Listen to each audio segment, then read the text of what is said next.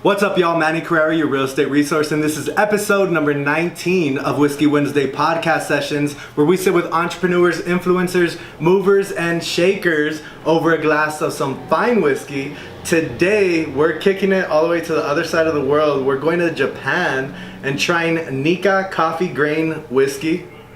It's really good. I'm going to be asking my guest what he thinks about it.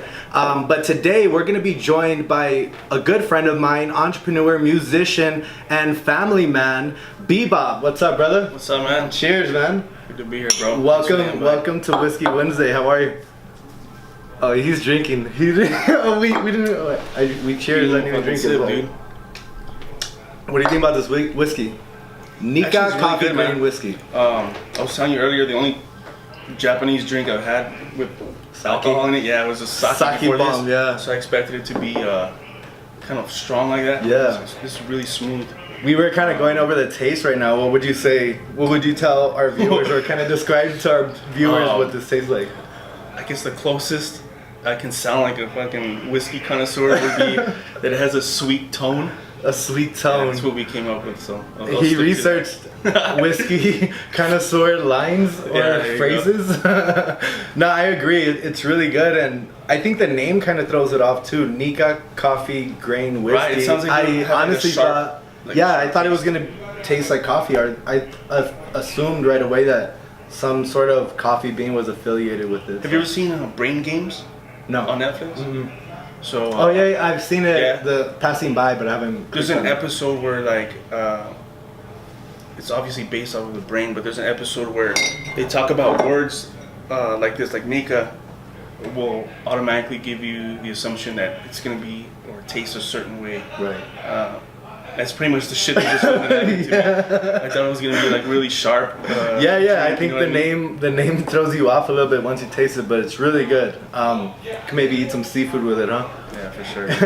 Cool, man. So for the viewers that are watching that don't know you, I've known you for a long time, but let me pass it over to you. Tell us a little bit about yourself. Who are you? What do you do? Yeah, for sure, man. So my real name's Robert Madrid.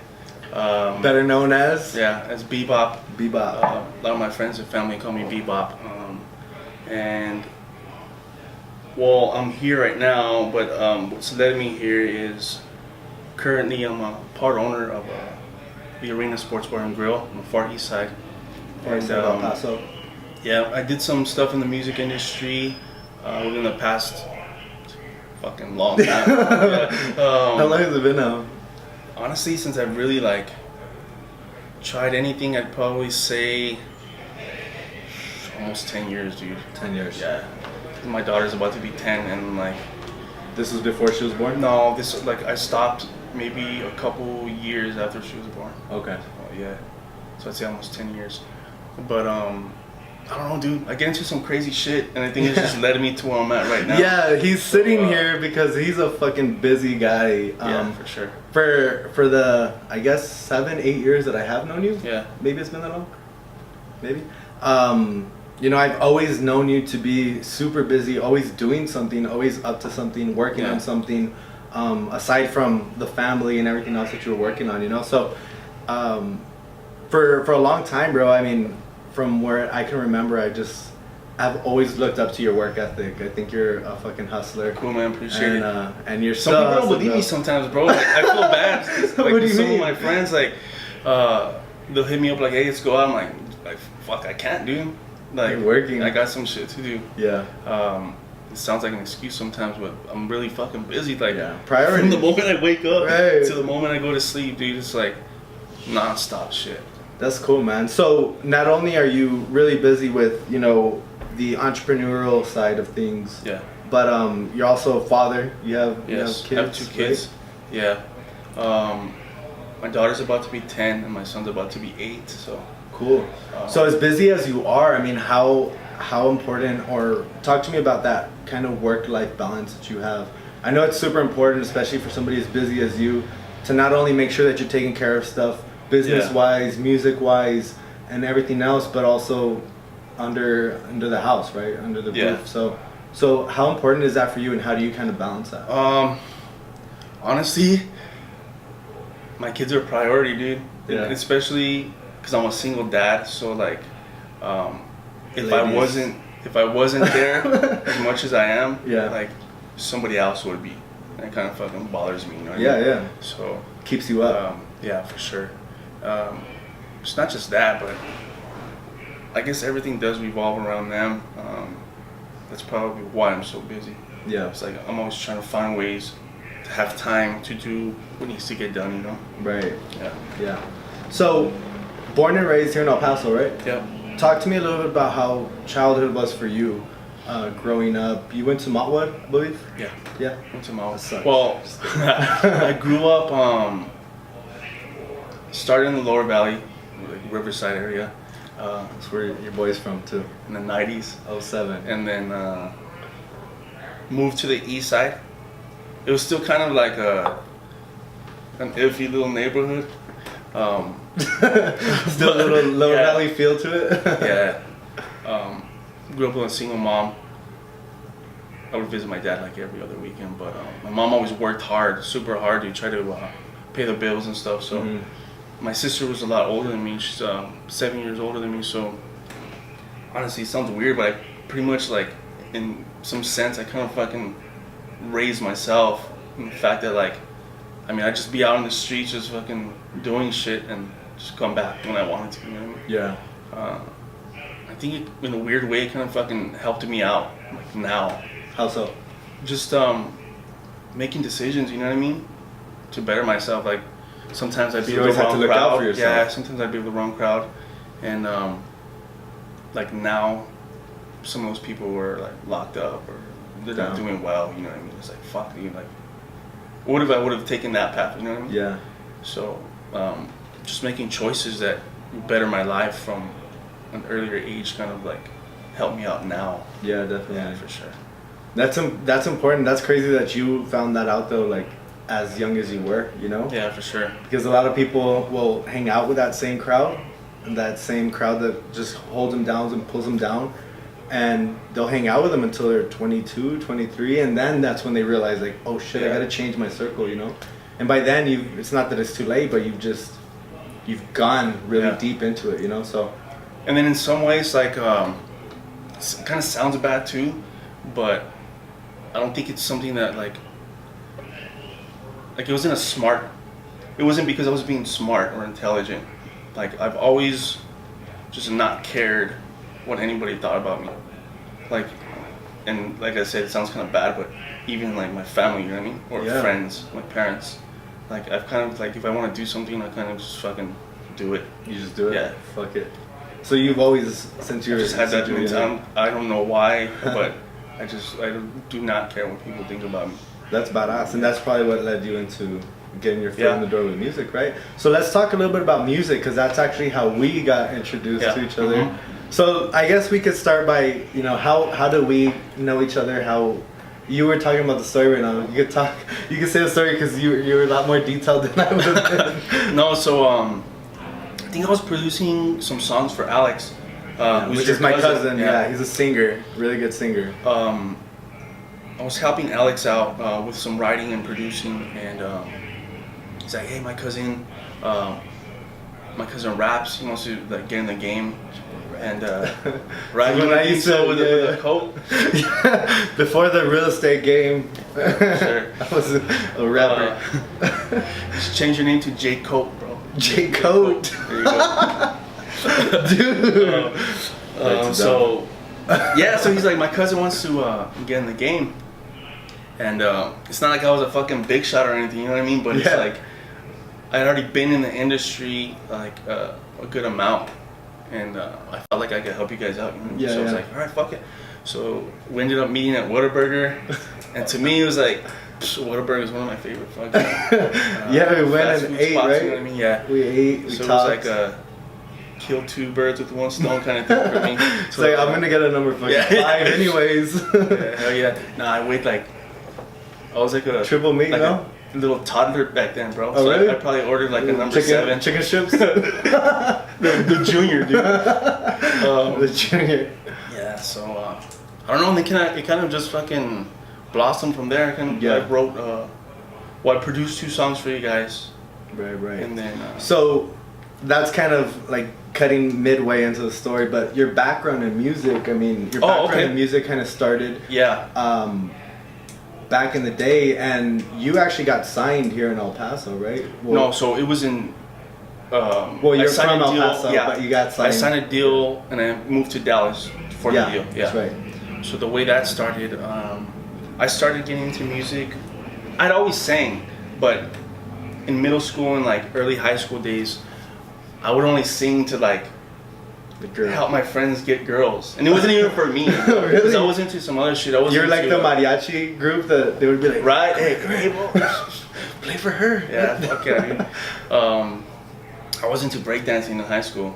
I remember that. It was like I remember you were telling I wasn't, I really wasn't into like trying to pick up chicks and shit. You know? Mm-hmm. So my friends, they would come over to my house and they'd be like, "Hey, dude, sing to this girl for me." I'm like, "All right." On the phone. Yeah. So I would sing some shit, and they would be the ones to hook up, and I'd just be there like, "Okay, thanks, bro." Let me know if you guys need any more songs. Yeah, for sure. Dude.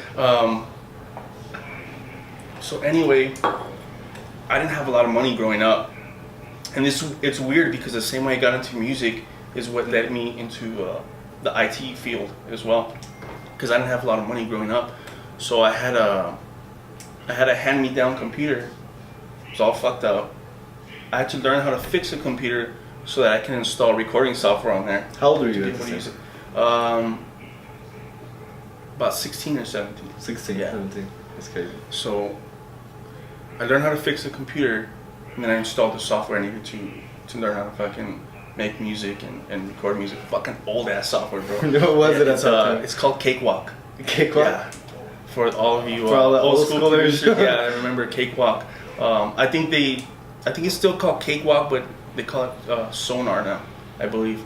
Haven't messed with that program in a long time. But anyways, so I started recording my own songs. I got a little following back then, fucking MySpace. Yeah, the MySpace days. Yeah. Did you have all your music uploaded on your page? I did, yeah. That was the coolest Facebook, what's up? Yeah. Okay, we've been waiting for you to bring that in. I have personally, I'm like... Yeah.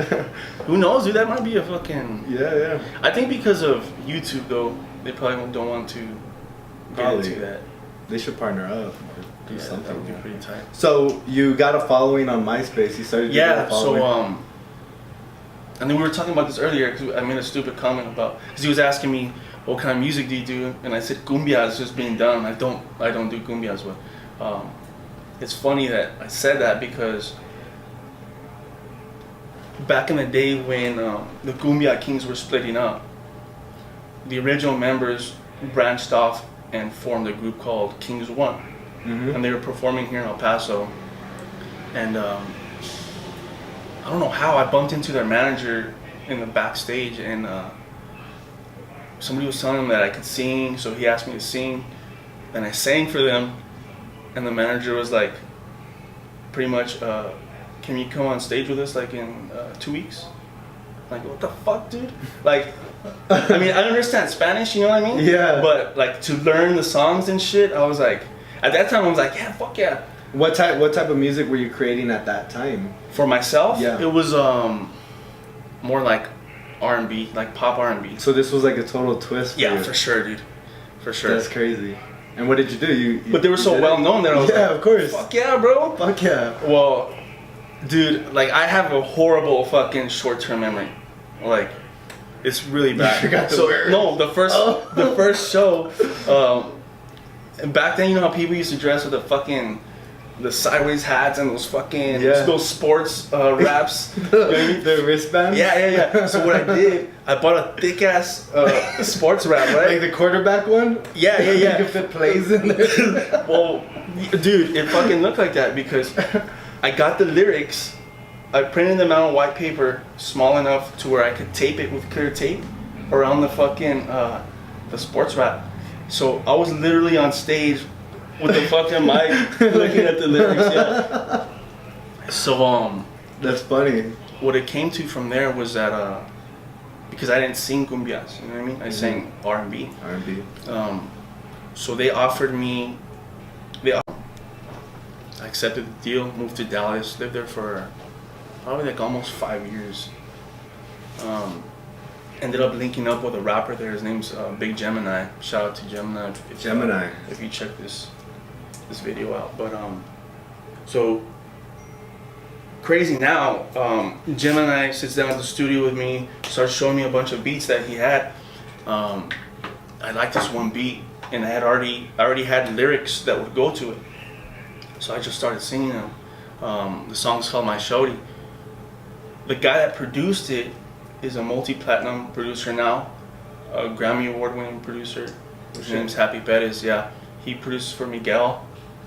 He produced Sure Thing for Miguel. No way. Yeah, dude, like a fucking bunch of hits. Holy shit. But he produced that song, My Shorty, that Big Gemini and I did.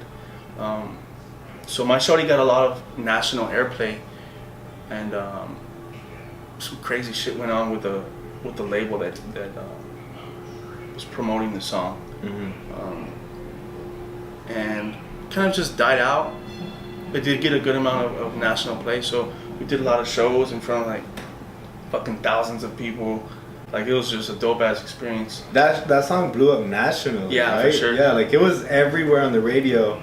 And the hook, for those of you that remember, you don't have to sing it, but what were the words to the hook? That's my shorty. That's my Yeah, shorty. that's my shorty. That's all I'm giving you, bro. I'm just trying to make him sing it. But it was a crazy feeling, bro, because I had gone to Las Vegas with my dad at that time. I think we were going for, I believe my aunt was getting her vows renewed. So we all went to Las Vegas. Well, when we flew in, got a rental car. When we got in the car, turned the fucking radio on, and it was playing on the radio. Dude. Shut up. Yeah, so I was how like, did that holy feel? shit. It was fucking a surreal feeling, like, I can't even explain it, dude. It's like, Hearing holy yourself shit. in a different city, Yeah. in a limo. And then Getting Las picked up Vegas from too, the you know what I mean? fucking It's airport. like, I'm there to party, and then it's like fucking songs on the radio. So Yeah. I turned up like beyond what I had planned to after that, you know what I mean? So at 16, you get interested in music. You get this laptop that you fixed up yourself. Yeah. Installed some software. Started singing. Grew your MySpace following. To eventually led you to. You know what? The MySpace Perform? following didn't really have correlation with the Cumbia Kings incident. I kind of just like wanted to put myself in positions to where I can talk to somebody that was in the industry. So you didn't perform that day that you. No. Oh, okay. You were So just there. I went. Yeah. Mhm. I got backstage somehow. Old school, right? Yeah, you had to get in for fucking sure. front of people. Fucking You couldn't weasel. send a. I weaseled DM. my way in, dude. You're like, I'm with them. I'm with the camera. Yeah, for sure. That's crazy. So talk to me about, you got signed. That was something huge for you. How old were you at the time that you got signed? I was, I believe, 21 years old. 21. Yeah. So from 16 that you started music to 21, Yeah. you landed a record deal. Yeah. And you moved out to Dallas. So what was that experience like for you in those 5 years? Being signed, making music, meeting people, and living that kind of life. What was that like for you? You know what? It was a lot of work, especially because, well, I've changed my mentality now, but before, I used to try to do everything on my own, dude. Like, I was writing my own songs, producing my own songs, mixing and mastering them myself, doing all the artwork for my stuff. You were like J. Cole. I was just doing everything on my own, Yeah. and it was so much work. But I got it before I signed that deal. I did some pretty good stuff on my own. I ended up on this little Dr. Pepper tour, opening up for Pitbull and Frankie J at that time. No way. Yeah, so I landed that on my own and just opening up for major acts. Now it's easy for people to open up for acts. You know what I mean? Back then it was like you had to go through a fucking booking agent, Yeah. or the promoter. Like, you pretty much had to be on their team. Right.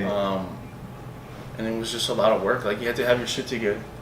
Like, I had to have a fucking 30-minute show prepared. Like, that's a long fucking time, dude. Oh, 30 minutes is Yeah. fucking long. I mean, even when I did music, when me and Alex were fucking around out here and doing Yeah. music, we were doing performances, and sometimes they were a fucking hour, Yeah, it's bro. long. Like, I was like I learned running the out hard of way. shit to say. I was like, let's sing that song one more time. I learned the hard way, actually, because the booking agent at that time, he told me, have a 30-minute show prepared, right? So we go to San Antonio, It's for the fucking Dr. Pepper tour. We go to San Antonio. I have a 30-minute show prepared. I go on stage, right? And like, I don't know how I got the spot, but I was literally like right before Pitbull goes up, you know what I mean? So it was me and then fucking Pitbull. And then Frankie J at that time, I think was a little more popular than Pitbull. Crazy. Yeah. But so I go up. Maybe after like 15 minutes, you can tell the crowd's like already getting tired of the performance, you know what I mean? Because it's like, they don't know my fucking music. Yeah. Like how are they supposed to engage with me if they don't know my music? Like, I can only fucking say, put your hands up so many fucking times, you know what I mean? It's like, yeah, we've been doing this for 15 minutes. Yeah, for sure, dude. So I could tell some of them were getting like, just like get the fuck off, you know what I mean?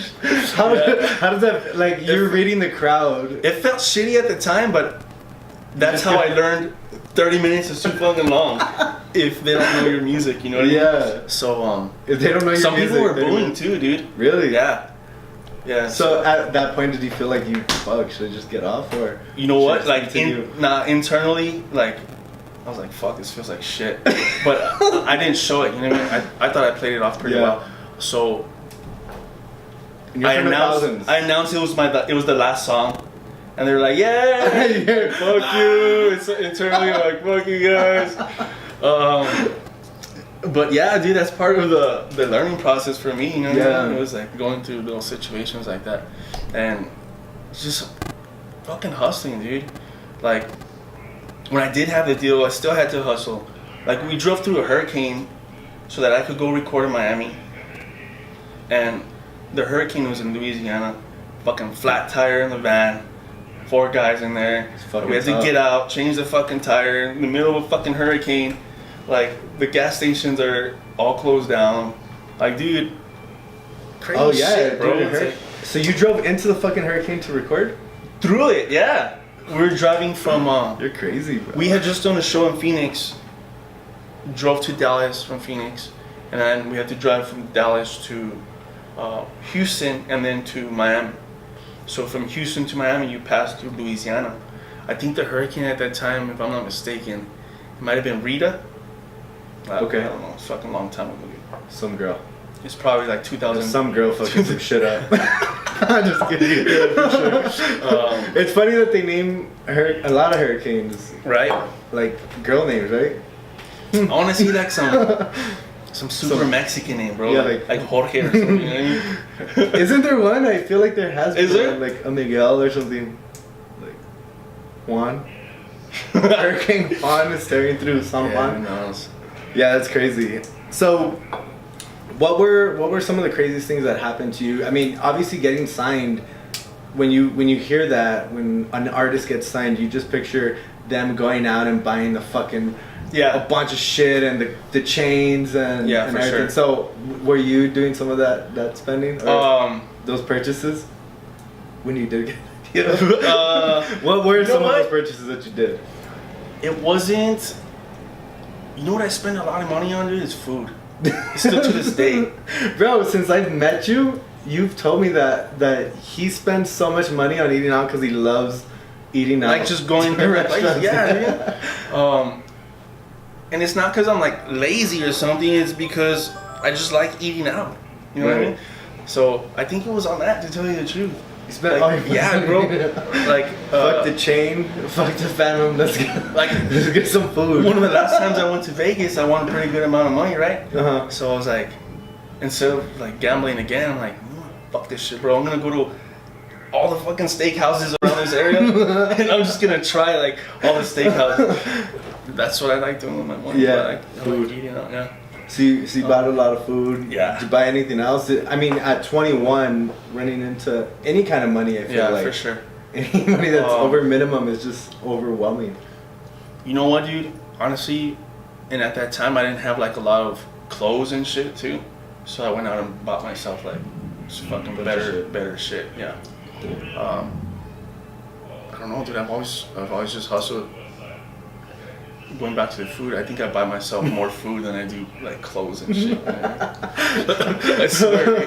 Fuck, you love food, huh? Yeah, I do. And so, did you gain weight during this period of? No.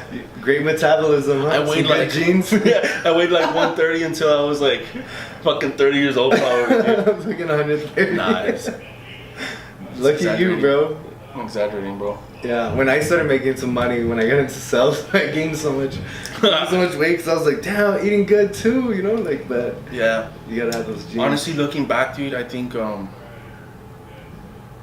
process of like trying to complete projects is what people don't understand takes just so much fucking energy and projects and as far time. as your albums or Music, songs. yeah, And dude. And back then, a 3-minute song. people don't realize when you're Yeah. signed, you're an employee. Like, even people that sign for millions of dollars, like, you see them out flashing the money, but guess what? You still gotta make somebody else that money back. You have to go to work. You're somebody's employee. Yeah. Yeah. So,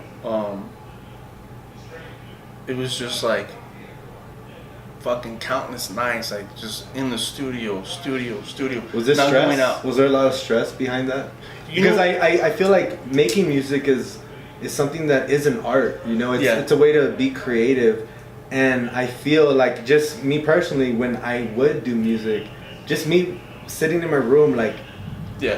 I would stress myself out because I was like, I told everybody I'm gonna put a song out a week and I don't have anything, and Yeah, for tomorrow sure. I'm supposed, like, there's some sort of creative stress too, I feel. Absolutely. So- And I think what like amplified that was, so my management back then, they this guy owned a bunch of homes. So what he did out in the country, right? We used to call it the barn. It was literally a fucking barn that he made a 2-level unit. Studio was upstairs, dance studio was on the bottom. Like, not for the public, like for us. It wasn't just me living at the house. Mm-hmm. So he built a studio there. A bunch of fucking, this was kind of tight. A bunch of us musicians lived there at the house, and we would just work on music all the time. All day. The problem is, I didn't have a fucking car, so it was like, if I wanted to, like, fuck, dude, I just need a break. I need to go, like, just have a drink or just go eat or something. I couldn't, because it was like fucking miles of Uber. country road. You could've got Uber Eats. Yeah, for sure. So I think that's what was kind of stressful, was like just being there, like not being able to escape. And this is while you were signed. Yeah. Okay. Yeah. So, and you can't. When somebody tells you, "Hey, we have a meeting next week with the fucking main music promoter in fucking Houston, and you got to put this package together," it's like, holy shit. Mm-hmm. Like, I have a fucking job to do. You know what I mean? Yeah. It's So crazy. there is somebody telling you what to do. Yeah. There is, Mhm. and that's pretty tough. Yeah, Huh? for sure. Fuck. So, if you could like go back, you know, and give yourself some advice, younger Bbop, some advice when you Uh-huh. first got signed, what would you kind of tell yourself? You know, Oof. what are all the things that you would tell yourself? Because obviously there's a lot of, and I mean we could probably talk for hours about just that alone, the deal, you know, and, Yeah. and the stuff that you had to go through, and the kind of. I think, and I don't want this to sound too general, but I think I made the right move. Like, follow what you want to do if it makes you happy. Mhm. Don't expect, and this is something that I really still live by and I always have, but don't expect people to support you just because they're family and friends. Like, earn their support. Yeah, You know what I'm saying? that's So huge. it's like, just keep working on getting better. Like, everybody's not gonna like your shit. I think at first that's something that bothered me. Like, if I showed somebody something that I worked super hard on, you know what I mean? I'm there like, fuck, this shit's dope as fuck. Like, You're all hyped. yeah. And I Yeah. show somebody and they're just like, like this. beat- I like the this other. beat's cool. I like this other song. Like, what do you mean you like this other song? I think that's like the worst thing to hear after a Yeah. song that you wrote. The beat's cool. Yeah, and the other song is That's like it. some shit I did in like 10 minutes. You know what I mean? And people loved it. Yeah, so just know that you can't please everybody, and like, just keep working on getting better. I think at first I wasn't like, I wasn't doing that. I was like what the fuck do you mean you like this song, bro? I just like, it's just tight. What the fuck is wrong with your ears? And it goes along with the restaurant now, you know what I mean? Yeah. You can't please everybody. Right. Like, there's a lot of stuff, a lot of improvements that we work on every month, that we know we can improve on. But at the same time, there's customers that come in that I know we've given like great service to, but it's like, you just can't expect everybody to support you and to be pleased. You know what I mean? So, you can't. I think that's one of the hardest realizations that a lot of people come to. So I think to answer your question, it would be to realize that a lot sooner. Mm-hmm. Yeah. That's crazy. Yeah. That's good too, man. I actually realized that a long time ago too. And even in real estate, like some of my family members have gone the other way or gone somewhere else, you know? Yeah. And it's like, at first it did bother me.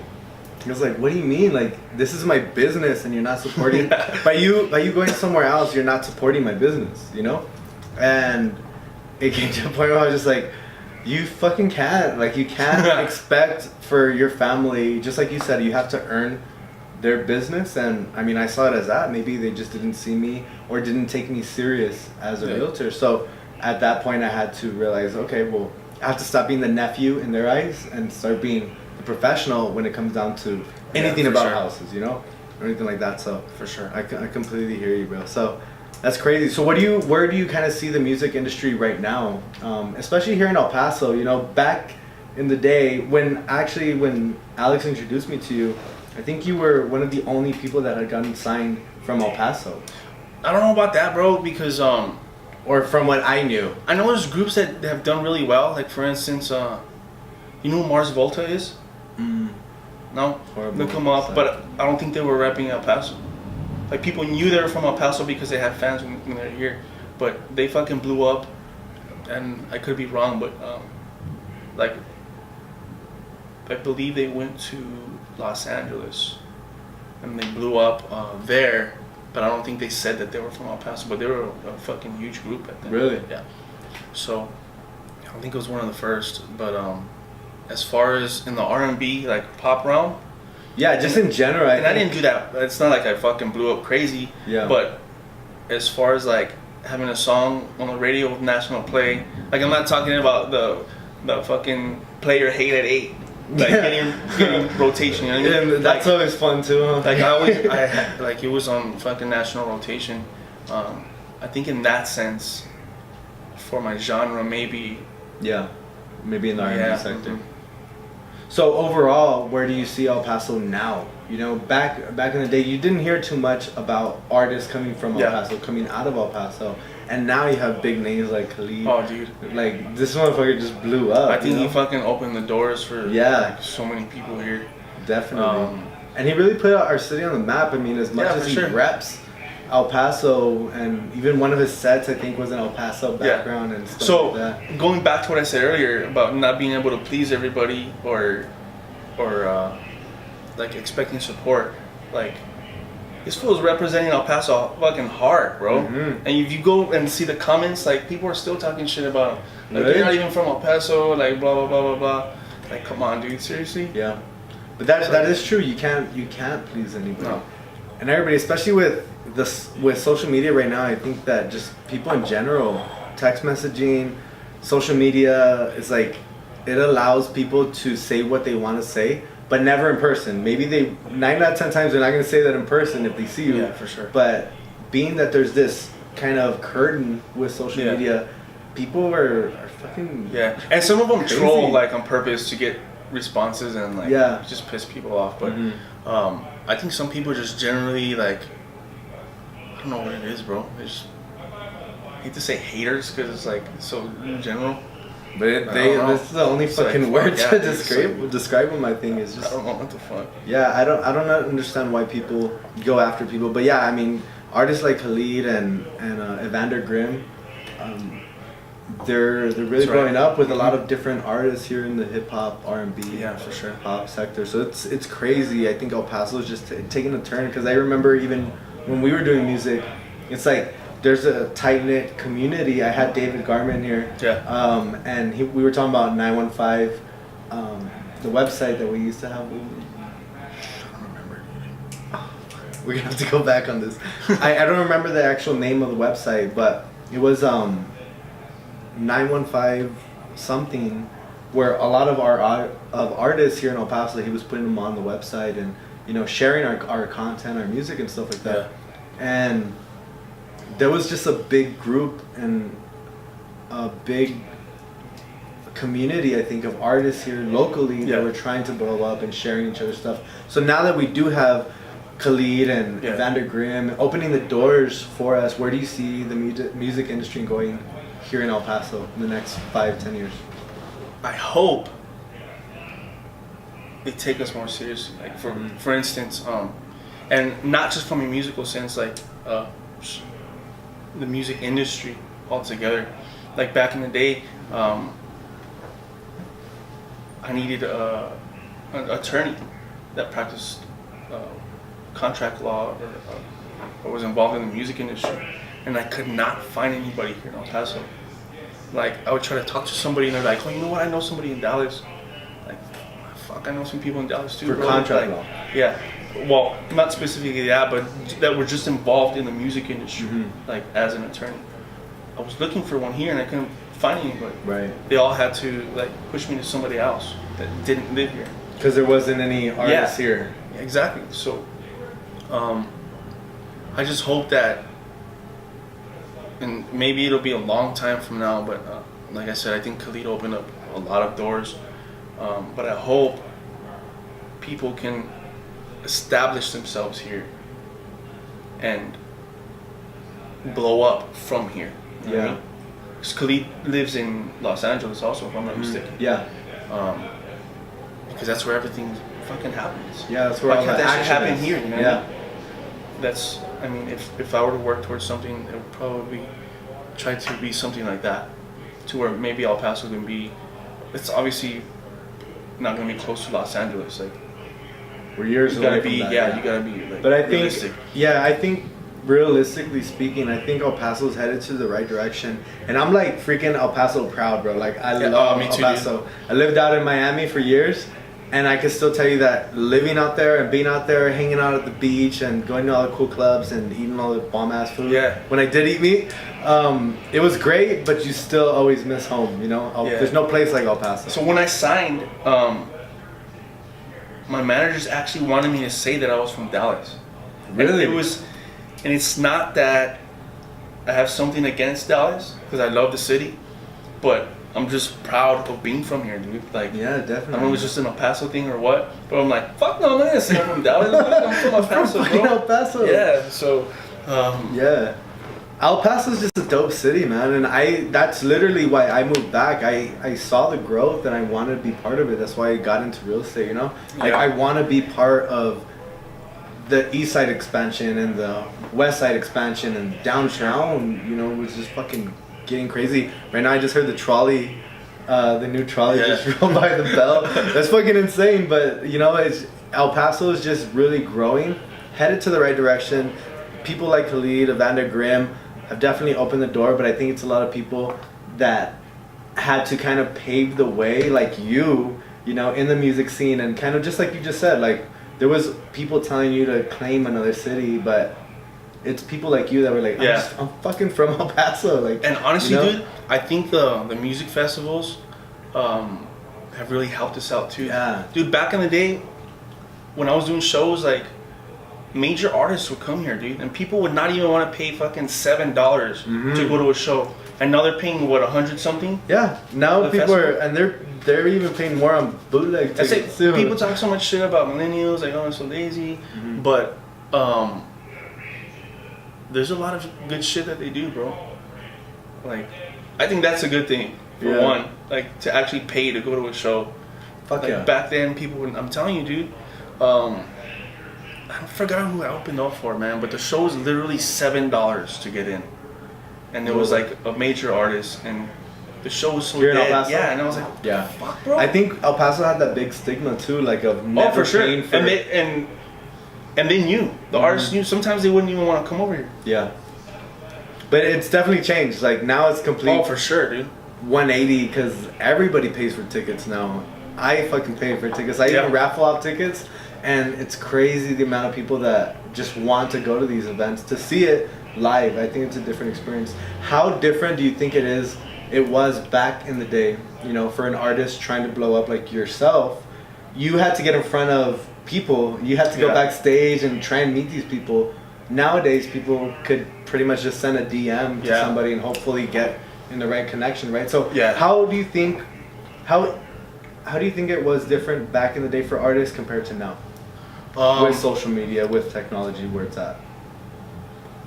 I don't want to say it's the only way, but like, I think people have always had the power.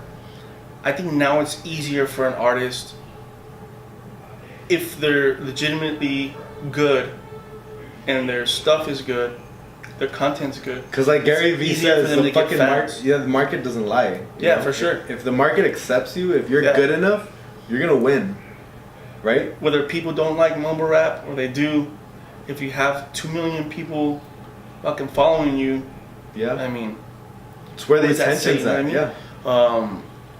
Back then, I think it was harder for people to have the power themselves. I think one of the pioneers was MC Hammer. He was selling mixtapes from the back of his trunk, and he had the power. You know what I mean? Like, he could get deals from labels and turn them down if he wanted to. Mm-hmm. But that was MC Hammer. Like, almost anybody else, they needed a label to be behind them to get radio promotion, to do their marketing. Because not a lot of people understand it's a music business, dude. It's a business for a reason. Mm-hmm. People invest money to make it back. Yeah. So there's a lot of heads behind the scenes. Behind one artist, there's a lot of investors, a lot of So I just think now it's easier to have power for yourself if you put in the work to grow. Yeah. So you're saying most of the time, or not most of the time, but for you to be known, you don't need to have a record label. No, for sure. No. Yeah, because now you have all the tools like Spotify, you have SoundCloud, you have Instagram, Facebook, Snapchat, Twitter, all these platforms that you can literally just dump music into and create a fan base and create a community. And not only that, but that you can make money off of. Right. Like, who wouldn't want to make money doing what they love to do? You know what I mean? Exactly. So I just think people have it a lot easier now. Mm-hmm. It's just a matter of putting in the work. Yeah. But at the same time, it oversaturates the market as well. Like, if I go and look for, I'm just gonna use country as an example. Like country artists on Instagram, like there's gonna be a buckload of them that are really good. Like back then, how would you discover somebody? Mm-hmm. Like usually it was because a label was pushing them out. You would see them they were opening for major artists. Mm-hmm. Now it's literally like, I'm gonna post a singing video, put that shit on Instagram. Maybe I might sponsor myself, save up $1,000, sponsor myself, and people like me, they can follow me, or buy my future content. You know what I mean? Yeah. So, like, you can run your own business, pretty much. Yeah. Like, for yourself. It was a lot harder back in the day to do it. Social media has definitely given a lot of people power, I think. Yeah, for sure. Anybody, because even down to like real estate, like I could run a fucking business, a big business, not just selling houses. You know, it's a marketing business and a digital space that we're in right now, and it's a lot of fucking work. Not only that, but like, let's say Facebook, right? Like if I wanted to run an ad, I can run an ad for people that only listen to my genre of music. How would you do that before? Mm-hmm. You wouldn't. You have to fucking like really do research, mail outs, and fucking like door knock, and or even a restaurant. Like back in the day, you would get those fucking shopping guide. What were they like? Those fucking magazines, I guess. Yeah, the little books in the mail. You know what I mean? You probably didn't like fucking 90% of that stuff. Bro, now you check your junk email address and it's like fucking all the restaurants and coupons and everything that you can think of. For sure. Now you search for steak or something, log into Facebook, and you're gonna see fucking a bunch of steakhouses on the right hand side. Yeah. And you'll be like, what's watching you, bro? How did you know? And it's crazy even down to voice, like if you're talking about it, you know? Like that's just that's just a permission that we've given social. Once we sign up for it, is like you have no fucking privacy. Yeah, for sure. Pretty much, you know. So, taking it, a different route. You worked as a musician. Yeah. I think it's safe to say that when you have a record label, you're working, right? Yeah. You're working for somebody. So you worked under your managers and all that.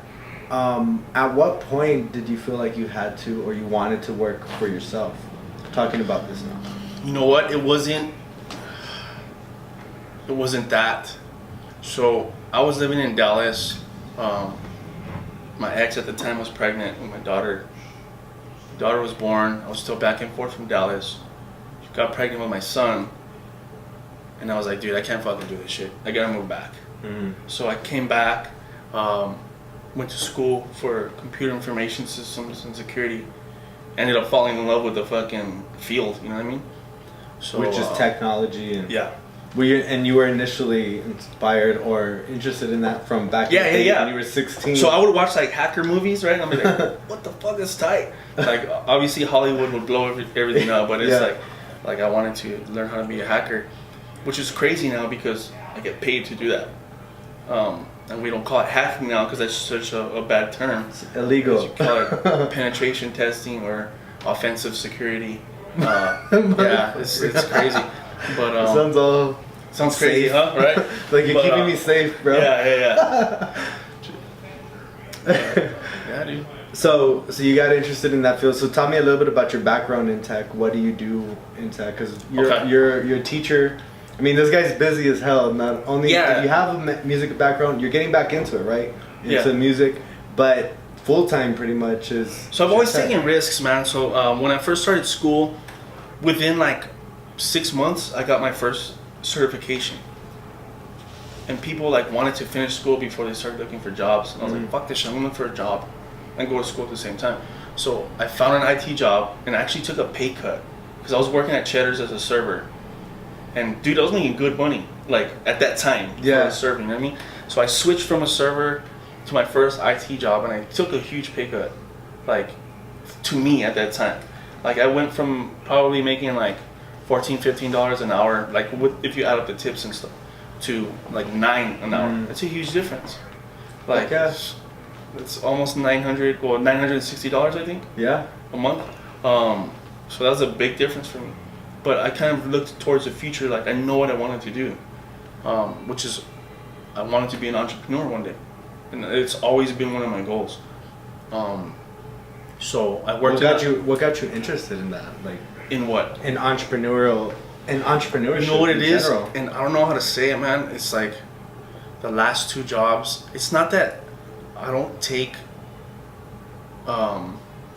direction, authority well. It's not that. Because I felt like I was a good employee, the previous companies, but I can't get stagnant, like doing the same shit. Right. And the only way for me to get away from that, to me at that point, was like, well, if I start my own shit, I can build something.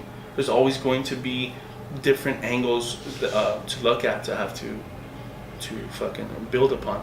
And that's why I got into offensive security also. Is because in the hacking world, guys, there's literally new shit that comes out like every week.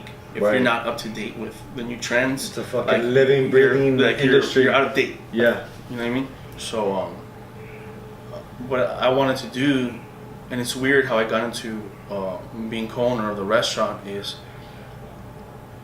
I worked at one IT company for a couple of years. I worked at another one for almost 2 years, and then I moved to teaching. And when I interviewed for the teaching job, they're like, well, because I talked highly about the previous IT company I worked for because they were really good. They're like, well, why do you want to leave if you think so highly about them? I'm like, honestly, because I want to start my own company.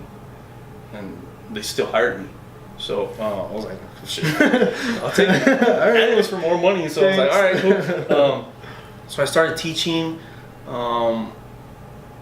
After a couple years, I met somebody that I wanted to hire.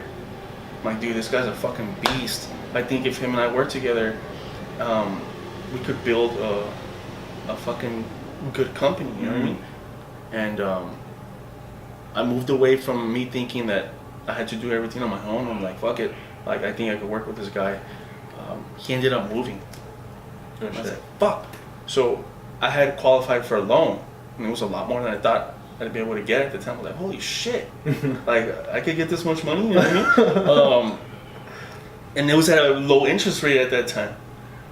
And I was like, holy shit. So I get this loan, and my boy Trox, Shane, who's the co-owner of the arena, he's the other partner, he's like, dude, I found this fucking location on the Far East Side. There's like nothing there. Let's do a fucking sports bar. And me, I'm like, I start thinking about it. Like, fuck it, let's do it. You know what I mean? And it was. And you had the loan, you had the money. Yeah. He already had pretty much the menu put together. We came up with some concepts together, and it was like, fuck it, dude, let's do it. And we did it. Did really well the first year. Shit started opening up. Yeah. So he says now it's more work for us. Mm-hmm. Before it was like, we're the only person here, like everybody was fucking flocking to us, you know what I mean? Right. But now there's more shit around, so now we have to be strategic about certain fucking things. Mm-hmm. But we're still doing well. And so my initial purpose was to start the IT company, but I ended up doing the restaurant. And now I'm starting the IT company again. Because you have time? No, because it's just something I want to do. There's something missing here in El Paso, and I don't want to say too much yet, but Keep it on the it goes back to what I do, which is offensive security. I think a lot of people that don't realize, a lot of huge companies, there's a lot of money here in El Paso, dude. I think a lot of people don't realize. Fuckload. Yeah, there's shit up. I think there's companies that don't realize that they're not safe. Like, their companies are not safe. Just because you install an antivirus and so on and so forth, like, you're not safe. Mm-hmm. So I want to help people out, expose vulnerabilities to big companies, and kind of work around that market and start there. So I'm going to be moving into consulting for that. That's awesome. Yeah. But it's just like a roller coaster, dude. Yeah. And constant fucking work. It's constant learning Yeah. too, right? And then being a dad, you know what I mean? Yeah. Being a single dad at that. Yeah. Like, it's like, You got a lot on your plate, and you're still, Yeah, for and you're sure. teaching also. Right? Yes. You're teaching. So, yeah, that's like a... So if I'm telling you guys. So, and it's not a 9 to 5, the teaching job, because the school's open from 8 in the morning till 10 at night. So sometimes, I haven't recently, but sometimes I'll teach from 8 in the morning till 10 at night. Holy shit. Just 12 hours.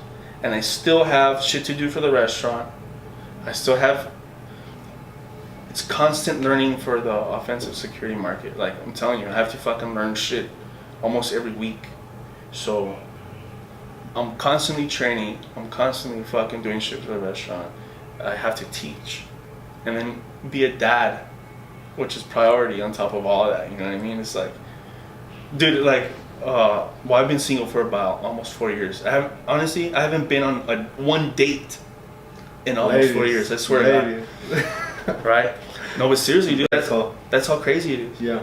And then my son and I just started doing jiu-jitsu. It's like... So let me ask you this, because I understand, you know, but there's a lot of people that might not understand. That to them, this might sound like, why are you doing so much?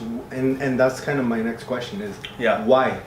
Why do you do... Which is a good question, you know, Right. because I know both you and I consume a lot of Gary Vee content. Mm. And it's like, stick to what you fucking do best and, like, get good at it. Right. But my problem is, and it's not a cop-out, because I sincerely, like, am in love with the fucking IT offensive security realm. Like, I go to Vegas every year for the biggest hacking conference in the world. I just got back, which is called DEF CON. Oh, shit. Like, I go every year, and fucking the restaurant, it's like, I told you, I don't like being stagnant. Mm. Like, having to fucking solve problems that we have almost fucking weekly. It's like, fuck, this shit's fucking tight, dude. Like, this is the shit I want to do. Yeah. Even though it's not the IT stuff that I like. Like, it's just the fact that I'm not doing the same shit. Like, I'm not a fucking robot, bro. It's not a... Yeah, like, you don't want to do the same shit. it's Daily like, routine. Yeah, it's like, I hate feeling like I'm in an assembly line. Mhm. Like, go to work, do this, do Right. that. do that, you're done, go home. Like, fuck no, bro. Like, I feel, honestly, and it sounds fucking corny, like, I feel like I'm here to fucking, like, to do some big shit in El Paso. It's badass. Like, I swear to God, bro. And you are. I mean, you're doing it right fucking, now. I don't know, dude. You know what I've always wanted to do? And, I've always wanted to build a fucking skyscraper here. That'd be fucking dope. Like, it's just with a bunch of shit in there, you know what I mean? Like, fucking hotel rooms, a mall, a fucking, like, party district in there. Mm-hmm. Like, I don't know, dude. Like, shit like that. Why the fuck do we not have anything like that? They have some of that stuff in big cities. I know Orlando. I don't know. Like, aren't we, I don't know what our number is now, but aren't we, like, 25th largest city in the United States? I don't know. I think it's because the thing is that I think there's a lot more people in the city than they're counting, just because of Juarez. Yeah. They don't count that population. I know they count our metropolitan area, mm-hmm. which is like what, 2 million people, 2 million plus. Close, something close. I don't know the exact number. That's fucking nuts, dude. It's a big city. It's a big little city. It's crazy, you know. And you just have so much growth happening right now, especially out there in the location that your restaurant's at. Like, talk to me about that growth in general. Like, that's part of the reason why I came back. Because when I came back, my realtor buddy took me. Yeah, I remember you telling me. Driving, and I was like, what the fuck? Like, this was all desert. This was like, people used to ride their dune buggies and shit out here. And now it's Zaragoza leading into Montana, and you just have a bunch of restaurants and bars and businesses and houses and schools. It's fucking insane, bro. It's fucking crazy, dude. I think the first step to becoming an entrepreneur is you have to drink Fiji water, bro. Really? I've been drinking double. Nah, I'm just fucking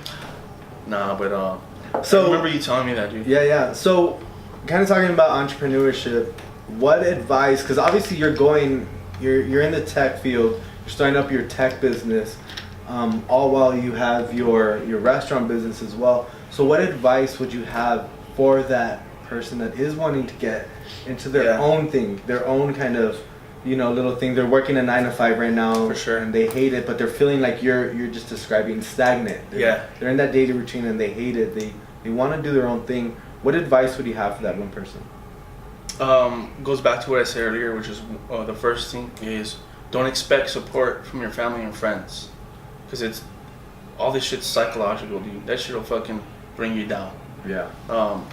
Just do what you do, and they'll end up supporting you eventually. So don't worry about that. And then I think one thing that's helped me out is that I kept my teaching job. Mm-hmm. I built up money on the side, and if you look it up, there's good debt and bad debt. Right. I got good debt so that I can start the projects that I want to. That's smart that you say that. Good debt and bad debt. That's I definitely think that's a new financial lesson that a lot of people should learn. Because debt in general, Grant Cardone actually talks about it a lot. That's why I'm mentioning it. Yeah. Good debt and bad debt. He wants you to have some good debt, but a lot of debt, but good debt. Yeah. So that's really cool, man. That's really important. Kind of closing off the podcast, I always like to ask, and I know you're gonna have a whole bunch of them because you love to eat. We've already made that pretty clear. Being that El Paso's grown so much, it looks like we have a lot more different variety of foods and things like that. What are some of your favorite restaurants to eat at, bars or clubs to hang out at, and places to just chill at? Okay, so I'll give you a cop-out answer and another one, you know what I mean? Okay. But honestly, one of the reasons I got into business with my partner is because some of the fucking food items were really good. Mm-hmm. And I don't go to the restaurant too much, like physically. A lot of the stuff I do is remote. But the cowboy burger at our restaurant, like, I have not seen that fucking concept anywhere. What? Describe it. So we put bacon wrapped cream cheese jalapenos in a burger with a spicy green ranch sauce. Oh shit. Dude, that shit's fucking like, the best. Yeah. I would try it, but I don't eat meat. You got any vegan options? Veggie options? Fucking French fries, I guess, bro. Shit, I don't know. But you know what? It's like my life, French fries. Other than that, I go through phases. Like, I'll eat the same shit for like a whole month almost, dude. Really? So right now, I can't think of the name, but there's this barbecue restaurant. It's like on Rojas and Zaragoza. I can't think of Dave's? No, it's not famous. It's not a sit-in. Like, they used to be a food truck, but they're a barbecue restaurant now. It's on Rojas and Zaragoza. I've been eating that a lot lately. It's a truck? It used to be a truck, but Now now it's it's an yeah. But right now I've been into that, like a fuckload, dude. Really? Yeah, so they you're pretty much know my 130 fucking pounds. order when I go in there, dude. Really? Yeah. Like, he's coming, man. Yeah. He's coming. Hey, what's up? Musical. What's up, man? Fucking same shit. Pretty much, you know what I mean? The red, Yeah. the regular. That's cool. But, So restaurant, you go there. What's another one? What's another restaurant you could think of? Just because I know you love food. We just posted a restaurant review today, a Cometa. You like Cometa? I don't think I've been there, dude. What? Nah, where is that? Bro! Swear. Oh, hold on. Is it where Cometa. Luchador used to be? No, that's the new one. Yeah, That's the new one? on the east side. By your Where Luchador? No, that's a bar. That's Nah, that's food. It used to be that. It changed like 3 times. it's on the corner. Yeah. Right on. Really? Are you sure? Yeah, well, They have- fucking had some it's a- fucking flautas. Yeah, it's flautas, okay. They're pretty good, dude. Yeah? Yeah. Well, that's like one of my favorite The places. thing is, I eat slow as fuck. Oh, So, really? like, the last 2 flautas got, like, super soggy. So, I was like, okay. nah, wait. No, you didn't. Nah, but they were good. Yeah. The crunchy ones were fucking good. That's mine, bro. But we posted a restaurant review and a lot of people are liking it. I think it's a lot of people's favorite. Wasn't there a fucking, like a fight or some shit that Yeah. they posted? Well, on It was FitFam- there, right? On FitFam, the most viral freaking. It was there, wasn't the it? most viral world But at star that location. version. Bro, it's like, yeah, there was a big old fight, and I was actually there that day. I was there 2 hours before. I had left the bar early. We went to go eat like at 11. I think that happened like at closer to 1 or 2. But yeah, people were throwing benches and fucking things, and they hit employees. Oh, dude. There was employees that were bleeding. I think No way. the fam bro. followed up, and they took pictures of some of the employees, and they still had like bandages. So fucked up, dude. Fucked up. So fucked up. That's like the new version of Chico's, huh? Back in Yeah, the day. for sure. Back in the day, Chico's used to be fucking crazy. So, what's one of your favorite bars, clubs? Like an actual dude, honestly, fuck, bro. I wish I had answers, but I don't go out that much. No? dude. No. Damn. Like I'm literally always fucking like learning shit. Well, I'll answer that for you. Arena has some good Yeah. drinks and drink specials, right? You guys got a whole For bunch sure. of stuff. Where can our audience find your restaurant? You mean on social media or? Social media and location wise. Okay, so locations on Tierra Este and Zaragoza. Social media, it's at the Arena Sports Bar and Grill. It's just spelled out. At the Arena Yeah. Sports Bar, bro. But you know what? I think the last bar I probably went to was later downtown. It was Later pretty Later's nice. shit. Yeah, Later's cool. I like freaking it. love that house, bro. They literally took a house, an old house here in downtown El Paso, and remodeled it completely. The second time I went, we were waiting in line, and like I'm old as fuck right now. So there was like right now. there's like too many fucking tweens in line, so I was like, nah, let's go, bro. So Nah, bro. but the time that I did go, I liked it. It was pretty tight. Yeah, it's a really cool bar. I really like that place too. They have double chico. They have their own signature double chico drink too. It's actually like double chico and a shot of tequila inside there, with some lime. Oh, it's shit. like crazy, bro. I prefer just a regular double chico though. And what about to chill? Where's a good place that you Like like to a hang chill out with? spot? Maybe like your kids. If I take my kids somewhere to chill, it's usually like at the park, dude. Park? Yeah. Dude, I love fucking parks. I just love Dude, trees. I I'm get like a into fucking weird shit, bro. skater. I get into weird shit. Like I told you earlier, my son and I started jujitsu. Mm-hmm. So I've been going to the gym, lifting weights and doing cardio, right? But I'm like, when you do jujitsu, it's like fucking totally different, bro. Like you could be a beast in the gym and go to jujitsu, and you're gonna be fucking. Because weak you as have to fuck. have a lot of. So I started looking into calisthenics, right? Yeah. Like a specific calisthenics where you just use your body weight, like Mm-hmm. to fucking. So my son and I started going to the fucking park, like to just try some fucking workouts Yeah. out. So we had been doing that for a while. You guys been hanging out And in the then, park? yeah. That's So fucking that's dope. what I'm saying. Like I just get into weird shit sometimes. That's But badass. that was like the last thing that we got into. That was cool. And you just had an event, right? A jujitsu. Yeah. This You past Saturday, competed? Desert. Shout out to Desert Jiu-Jitsu Championships. How was it? Was it a dope good event. turnabout? It was really good, dude. Yeah. Because all like. It was like You a just- fitness expo, right? Yes, it was there, but it was cool. I thought it was cool to see a lot of the jiu-jitsu community from El Paso. Like you wouldn't think that there's that many people. There was a fuckload of people Really? that went and competed that were just from here, from El Paso. So I was like, holy shit, that's tight. Jiu-jitsu's tough, bro. I think I went once to like a workout or a Yeah. little sparring session or Yeah. something. Fuck, like 10 minutes. I've only on the been in a fucking couple mat. months, so like It's pretty much hard. almost broke my fucking arm there at the competition. Really? But it was a dope experience, you know what I mean? Yeah. Yeah. So you and your son competed, right? Yeah. And your son, how did he do? He did fucking amazing, dude. Yeah. He got a bloody nose the first round, so he couldn't continue. It took But him out. dude, cause he's like real timid, bro. Like he told me he wants to learn how to do programming. He's like a little dork, you know what I mean? So that's why I put him in jiu-jitsu. I'm like, fuck man, nobody's gonna bully him, bro. I'm not gonna let anybody bully this dude. You're So- like, oh, you like technology Oh, you too, like- huh? All right, Oh, let's you go wanna to be- jiu-jitsu You're gonna be a class. fucking dork. You're gonna be in jiu-jitsu also. Which is cool. I think it's cool. But he gave it his all, dude. That's Like badass. he's usually pretty timid, but he was like going in, bro. I was like, Yeah. oh shit, like hell yeah, bro. That's But yeah, fucking he got a sweet. bloody nose, so they didn't let him continue. Damn. Yeah. Fucking refs. But of course, he went back to school, told all his friends that he got Yeah. a bloody nose. Yeah.